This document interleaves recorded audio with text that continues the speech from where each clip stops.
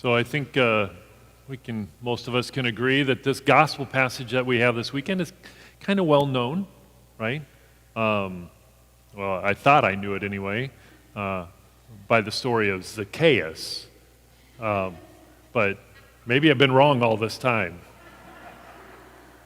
Do you know something I don't know, Deacon? Or are you just kind of mixing it up this weekend a little bit? All right. Anyway, so Zacchaeus, potato, whatever. We know the guy, right? The short guy, right? But the thing that really stood out to me this year is a couple of lines. First of all, Jesus intended to pass through, right? His intention was just to get through Jericho. But then he encounters Zacchaeus with this desire. And then the thing that stands out to me is that Jesus says, "Come down, Zacchaeus, whoever you are, come down, because I must stay with you. I must stay with you." So his plans change when he sees a movement, I believe, a movement of the Spirit in the short guy. The desire that he has to encounter Jesus. So then Jesus goes out of his way to not only just encounter him, but to dine with him, to stay at his home. No doubt, Jesus knew what that was going to do to those who are all uptight in their religious practices, right? It's going to send them over the edge. And he took full advantage of that opportunity to teach the message that we heard at the end. I believe Jesus has that same desire to come and stay in our homes. What can really help that is if we show a little bit of movement toward him. We go a little ways, and he will come the rest of the way to us. Another thing that just really stood out to me in our readings this weekend, interesting stuff from the first reading and the second reading.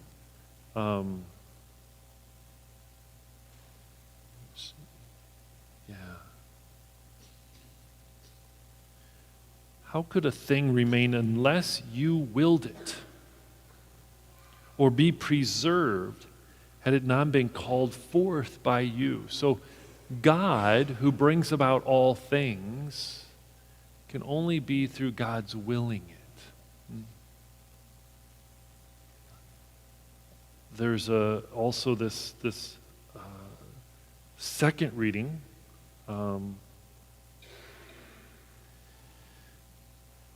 That God may make you worthy of his calling and powerfully bring to fulfillment every good purpose and every effort of faith,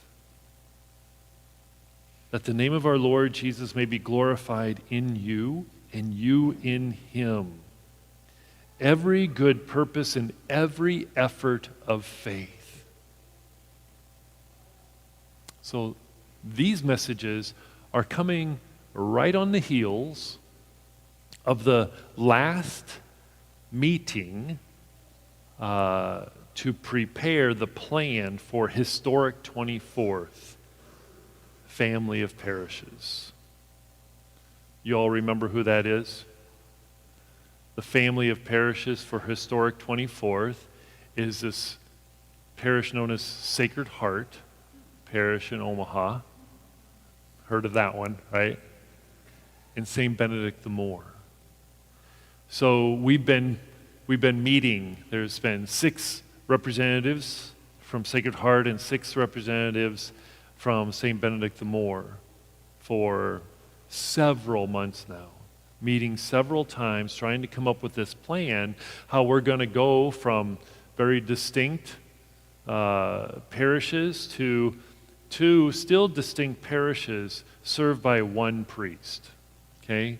The formation of a family of parishes here in the historic North 24th District. So I hope all of you are as excited about this coming together as I am. The 6 people that represented you from our parish represented you extremely well. It was quite the journey. And we believe that this has been ordained by God. We truly believe that this is God's will for our faith to increase because of this opportunity that we have. This is unique in all of the archdioceses, where we have the historically Black Catholic parish coming together with what I would consider the parish that was probably most responsible for the need of the creation of a Black Catholic parish. If you follow what I'm meaning, right? Because Black Catholics were turned away at the door here, or if they were allowed in the door, then they were told that they had to go to the balcony, they were told that they had to go to the side chapel. It was because of that racism that Black Catholics said, we'd like our own place, please, where we don't have to be sent to the margins. So it's important for all of us here at Sacred Heart, if you didn't know that history, that you're aware of that history. So that as we come together as a family of parishes, we can recognize that we have the opportunity to set an example for the rest of the country who might be found doing something similar to this. Because, after all, the Archdiocese of Omaha isn't the only place in the United States that is experiencing a much reduced number of priests. This isn't the only place where we have to do pastoral planning to see how are we going to be able to continue to service all the people within the Archdiocese. It's happening all over the place. And I don't think that Omaha, Nebraska was the only place where blacks experienced racism. Call me crazy, I don't know. I grew up in the sticks, right? But I don't think that is the only place where that happened. But here is a place where we can come together and we can show the rest of the country how to do this well, how to invite the Lord to transform our hearts so that we can be that example of striving to give a message to our society and how to rid out the ugliness of racism, of any ism that excludes. And we know there's many of them. So as we continue to do this work, let us recognize that the Lord sees us, striving to encounter Him in new ways. The Lord sees us climbing this tree, and He wants to come and dine with us. He wants to come and stay in our home so that we can then go out and tell others what we have encountered what we have experienced when he came and broke bread with us, when he poured himself out to us, his real presence, he poured out to us. Yeah, he's going to do that in a little bit. And so we can receive him into our homes, but not just be all smug about that, but start saying,